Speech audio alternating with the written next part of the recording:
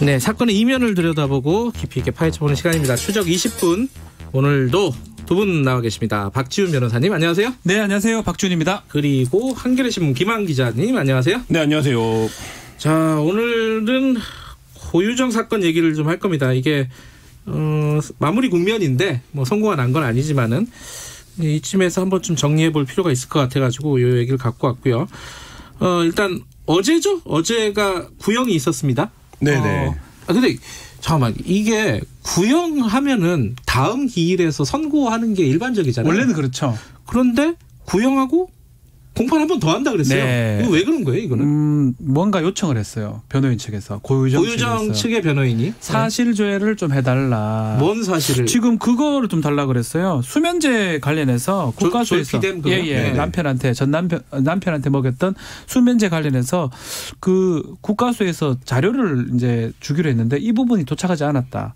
이것을 좀 빨리 달라. 그래서 그거가 보고 나서 결심을 해달라고 요청을 한 상황입니다. 그리고 재판부는 그걸 받아들였어요. 그러면 재판부 입장에서는 볼 필요가 있다라고 판단을 한 거네요. 그것도 그렇고 막 결심해서 이제 구형도 하고 했는데 최후 진술을 안 했거든요. 최종 변론 고유정 측에서 만약에 새로운 기일이 잡히면 그 사실조회 결과 받아보고 최종 변론 절차를 듣는 거 과정을 거칠 겁니다. 그 사형 구형했거든요. 네. 그 구형했던 거 검찰이 했던 거는 그거는 뭐 그거대로 그냥 진행이 될 걸로 보여요. 새롭게 하지 않을 걸로 보입니다. 간혹 이런 경우도 있어요. 그렇군요. 최후 진술에서 뭐라고 할지는 굉장히 궁금하긴 하네요. 네. 지금까지의 쭉 과정으로 보면은 일단은 이제 사형 선고를 했는데 구형했죠. 선고 아닙니다. 죄송합니다. 검찰이 구형을 했는데 이게 좀 뭐랄까 이례적인 일이 뭐냐면은 보통은 피고인이 읍소를 하잖아요. 네. 이게 어쩔 수 없는 상황이었다. 네네. 죄송하다. 내가 평생 사죄하고 살겠다. 이렇게 대부분 가고 그걸 뭐 형량에 참작하고 이런 거 아닙니까? 네. 그런 얘기가 전혀 없어요. 이거 왜 그런 거예요, 김한 기자? 검찰도 구형을 하면서 그 얘기를 했습니다. 그러니까 고유정이 그 검사가 무서워서 말을 못하겠다 이런 얘기를 재판에서 해서 화제가 되기도 했었는데 검사가 어제 그 범죄 사실을 얘기하면서 이제 울먹일 정도로 굉장히 이제 잔혹한 범죄다. 검찰이 울먹일 정도로.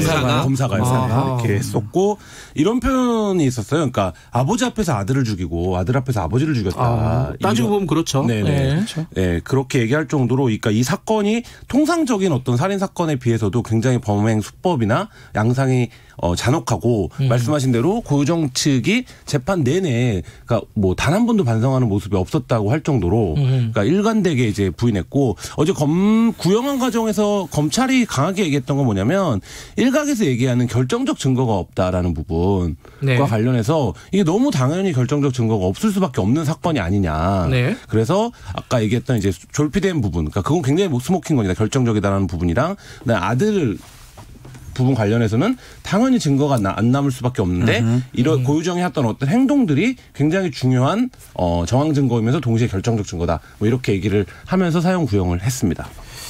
이게 뭐 이제 선고가 나봐야 알겠지만은 네. 피고 입장에서는 재판 전략 잘못 쓴 거 아니에요? 변호사 입장에서는 어떻게 보십니까? 저라면요. 예. 사실 인정을 하고 사실은 좀 중형을 받는 건 어쩔 수 없어요. 예. 그걸 까는 방식으로 했으면 좋았을 건데 저라면요. 예. 저라면입니다. 근데 지금 마지막까지 이거는 참작할 만한 동기가 있는 살인 사건이라고 주장을 합니다. 참작할 만한 동기가 뭐죠, 그러면? 일단은 우리가 양형 기준에서 예. 나누는 기준이 동기에 따라서 양형을 나눕니다. 예. 가장 경한 게 참작할 만한 동기. 그러니까 뭐 정당방위 비슷한 걸 하다가 살인을 하게 됐다든지. 예. 그다음에 보통 동기. 동기 들어보니까 납득할 만한 수준. 그다음에 있는 게 도덕적으로 좀 결함이 있는 동기. 근데 가장 나쁜 게 뭐냐면 극단적 인명 경시 동기다. 이러면 형 자체가 기본적으로 23년 무기고요. 그 감형이 돼도 20년 이상이 됩니다. 네. 근데 이제 검찰은 이 극단적 인명 경시라고 주장을 하고 있고 예. 검찰 얘기는요. 예. 고유정 측은 지금 참작 동기라고 그래요. 참작 동기는 반영이든 집행유예도 가능해요. 아, 그래요? 경하게 보면 3에서 5년까지 양형 기준이 설정이 돼 있거든요. 그래서 그런 주장을 하는데 지금 드러난 사실에 따르면 그게 받아들일 가능성은 저는 없다고 보거든요. 아예 거의 없다고. 그런 거 보면 아예 반성하지 않는 걸로 반대로 비춰지기 때문에 오히려 형이 높아질 가능성이 높다 생각이 듭니다. 높아지면 형은 뭐 몇 개 없어요. 모기 아니면 사형인데요. 전 전략을 잘못 썼다. 뭐 그건 뭐 변호사가 뭐 고유정하고 충분히 얘기를 했겠지만 어쨌든 그렇겠죠. 좀 그렇습니다. 이게 뭐랄까 이 정당방위라고 주장을 하잖아요. 네. 우발적으로 네. 이게 남편이 성폭행을 하려고 했는데 그걸 막다가 살인을 저질렀다. 이렇게 지금 얘기들이 많이 나왔었는데 이거에 대해서 검찰에 뭐 반대되는 어떤 증거들은 좀 어떤 것들이 있죠? 정리를 해보면은. 그러니까 핵심적인 게 졸피뎀이었죠. 그러니까 예를 들면 그 성폭행을 당하는 거를 방어하다가 살인을 했다. 우발적인 살인이었다라고 이제 주장을 했는데 졸피뎀 성분이 검출이 됐다라는 거고. 그러니까 졸피뎀 성분이 검출됐다라는 건 이게 이제 충분히 그 앞선에 계획적인 어떤 동기가 있었다라고 이제 검찰은 보고 있는 거고 사실 이제 그 부분이 받아들여진 거죠. 근데 고유정 그 피고의 손에 뭐 상처가 났다. 네네. 뭐 그렇기 때문에 나도 이제 피해자였다라는 거잖아요. 이거는 네네. 말이 안 되는 건가요? 그러니까 뭐 그 부분과 관련해서 이제 전체적인 행동 동기나 전개를 봐야 될 것 같은데 고유정 측이 이제 이전부터 뭐 검색이라든지 이런 과정을 통해서 살해 계획을 이미 갖고 있었다라는 그렇죠. 것들이 좀 정황적으로 입증이 됐고 뭐 그 과정에서 몸싸움이 있었거나 뭐 이런 부분들은 뭐 당시 상황에서 충분히 뭐 그럴 수도 있는데 사실 이제 그게 아니라 어쨌든 고유정 씨가 이미 죽이려고 하는 계획을 갖고 있었다는 거고 고유정 씨의 재판 전략은 그런 거였죠. 죄송합니다. 그 직접 증거가 없다라는 게 이제 계속적인 논란이었어요. 그러니까 그리고 애초에 경찰 수사가 초동 단계에서 조금 혼선이 있었죠. 예를 들면 이게 이제 고유정 씨를 어떻게 볼 거냐의 부분에서 그래서 이제 그 현 남편하고의 관계 뭐 이런 부분들도 사실 좀 수사 단계에서 혼선이 있었고 했었는데 고유정 씨는 그 부분과 관련해서 끝까지 직접 증거는 없지 않냐 나는 원래 죽이려고 했던 게 아니다 이렇게 주장을 했었는데 어쨌든 이 사건의 스모킹 거는 그 졸피뎀이 검출된 것으로 고유정 씨의 계획이 좀 입증이 된 부분입니다. 이게 하나하나씩을 검찰이 다 깠어요. 지금 간접 증거니까 증거가 없다고 고유정이 반박했던 그런 부분에 대해서 검찰이 증거들을 그래도 많이 모아왔었어요. 예컨대 뭐 손에 상처 같은 것도 고유정이 얘기하는 거는 방어 흔적인데 알고 방어흔이 아니고 주저흔이라든지 본인이 했을 가능성이 있던 그런. 본인이 이제 가해를 하다가 그렇죠. 오히려 상처를 입었을 가능성. 그런 어떤 반박 증거들을 다 탄핵 증거라고 표현하는데요. 그런 것들을 검찰이 다 제시를 했고요. 아마 재판부 입장에서는 그 증거들을 다 보고 판단할 건데 계속 얘기를 하지만 고유정의 어떤 이 변론 입증이 저는 실패했을 가능성이 높지 않을까 이렇게 보입니다. 근데 아까 졸피뎀 얘기가 그 남편의 혈흔에서 졸피뎀이 나온 거잖아요. 네. 근데 그거를 사실 조회를 한 거는 정확하게 왜 그런 거예요, 그거는? 이게 좀 저도 좀 확인을 좀 해봐야 되는데 그러니까 이 고유정이 수면제를 남편한테 먹인 사실이 있는지 없는지 이거를 국과수에 확인해 달라고 사실 조회를 했다고 합니다. 근데 그 내용은 사실 정확하게 뭔지는 모르겠어요. 그러니까 본인이 졸피뎀을 먹었다고도 주장을 했잖아요. 그렇죠. 그러니까 본인 피하고 남편 피하고 섞여 있었기 때문에 그 국과수에서 오인했다 뭐 이런 그런 주장도 있고 하여튼 내가 이 사람한테 먹이지는 않았다라는 거를 국과수한테 검증을 요청한 걸로 보이는데 그 검증 자료가 사실조회 자료가 도착하지 않았다라는 게 이유고요. 재판부 입장에서는 그 부분은 타당하다라고 생각이 들어서 재판 선고를 하지 않고 연기를 좀 한 상황입니다. 지금 이제 전 남편 살해 사건, 살인 사건 말고도 의붓아들 살해 사건이 있습니다. 네. 저는 사실 이거는 뉴스 나왔을 때 이건 좀 무리다라고 그냥 이게 이제 팩트를 네네. 모르는 상황에서 이건 조금 이제 몰아가는 거 아니냐라는 느낌도 있었는데 결국 이것도 검찰은 유죄로 이제 입증해낸 거로 보입니다. 네. 이게 병합이 됐죠. 그렇죠. 사건이. 검찰의 목표는 이거는 뭐 제 생각이긴 한데요. 네. 사건 하나하나씩은 무기징역이에요. 무기징역은 2번 받아봤자 소용이 없습니다. 그런데 우리 대법원 판례로 봤을 때는 최소한 연속 살인이 됐을 때 사형 선고가 가능합니다. 그러니까 우리나라는 사형 폐지 국가이기 때문에 사형 선고하려면 정말 특별한 사유가 있어야 되거든요. 네. 그 특별한 사유 중에 하나가 연속 살인이라고 보고 2명을 기소를 하고 2명을 같이 재판받을 때 사형을 받을 수 있다고 검찰은 판단한 것 같고요. 네. 그래서 무리해서라도 병합해서 좀 기소가 됐고 예. 처음에는 좀 어려워 보였어요. 이 아들 같은 경우는 의붓아들은. 그러니까요. 근데 이것도 거의 다 입증을 해냈습니다. 검찰에서. 특히 그 고유정의 뭐 검색 기록 이런 것도 있지만 어떻게 살해를 하는지 방법들을 대부분 이제 입증을 해냈거든요.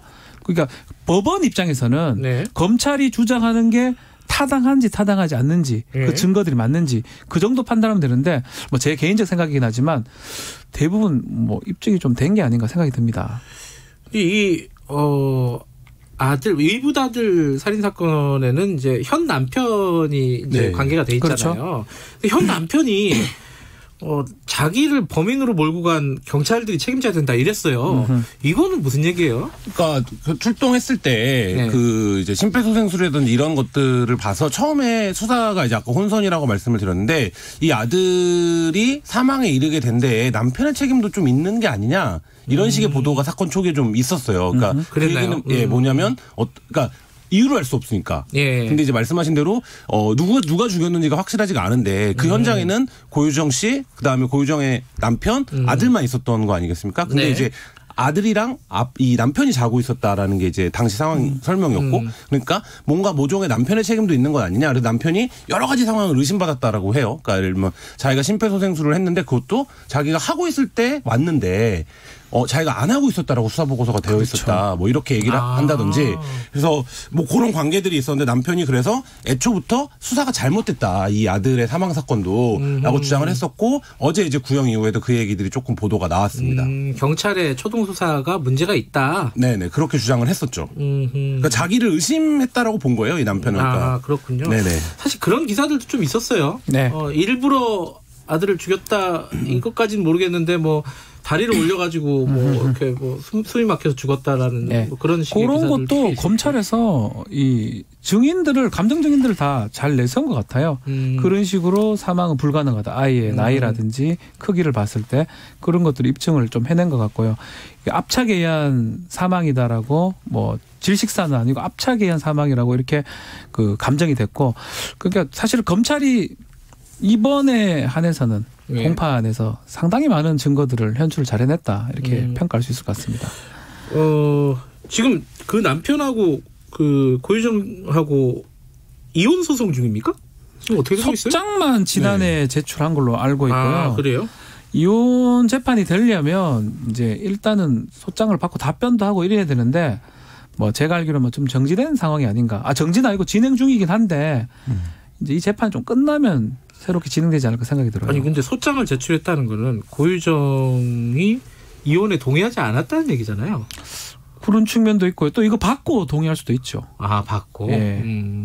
형 구치소에 지금 있는 상황이니까 예. 구치소에 지금 그렇게 답변서 같은 게 도달한 상황이라고 보면 될 것 같습니다. 어쨌든 다음 달 10일 공판이 다시 진행이 되는 거죠? 네. 결심 공판 다음 달 2월 10일로 지금 잡혀 있고 재판부 변경이 있을 수 있어요. 그렇기 때문에 이제 와서요?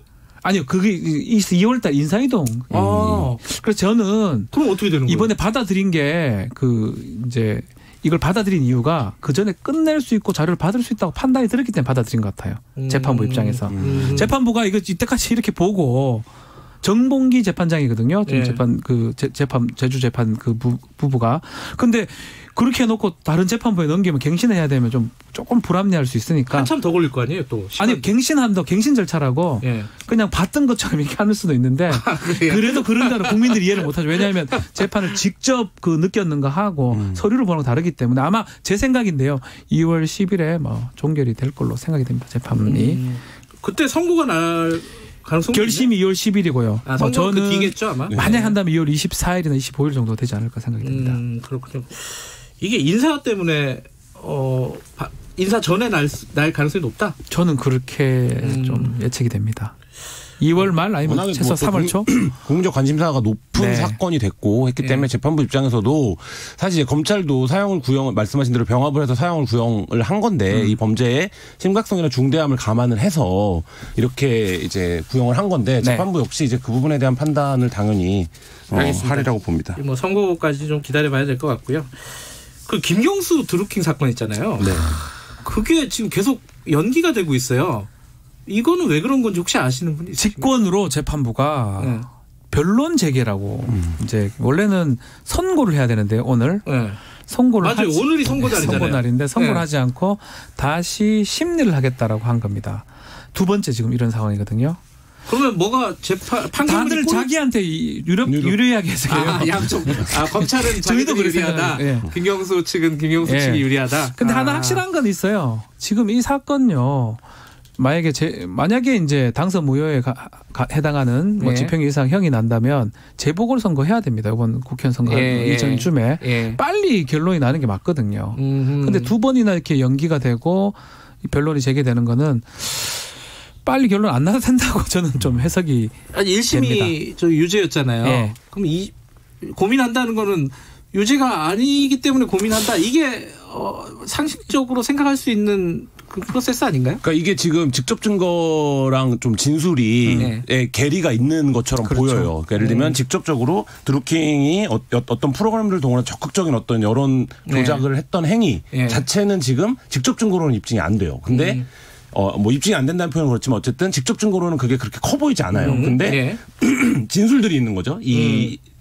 그러니까 드루킹 일당들의 그러니까 이 부분에서 어디에 더 예를 들면 주안점을 두느냐 이거의 차이점인데 이제 한쪽에서는 드루킹이 그 행위를 엄청난 행위를 한 것처럼 지금 얘기를 하고 있고 김경수 지사 측은 그냥 뭐 통상적으로 선거 기간에 그런 얘기를 들은 거고 나는 관여하지 않았다 이렇게 주장하고 있거든요.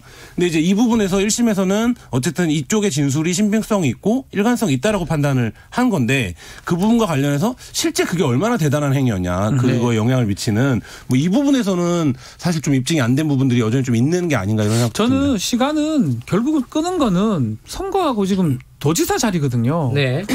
피고인한테 유리하다 저는 그렇게밖에 해석이 안 됩니다. 검찰보다는. 혹시 인사하고 딴 재판부에 넘기려고 부담스러우니까 이건 아닌가요? 그럴 가능성도 차문호 부장이거든요. 네. 지금 고등법원 차문호 부장인데 만약에 2월만 넘어가면 다른 재판부가 해야 됩니다. 알겠습니다. 이것도 좀 기다려봐야 되고요. 또 뭐 결론 난 게 없고 오늘 둘 다 기다려보는 걸로. 자, 여기까지 듣겠습니다. 고맙습니다. 네, 감사합니다. 박지훈 변호사, 한겨레신문 김한 기자였습니다. 김경래 최강 시사 듣고 계십니다.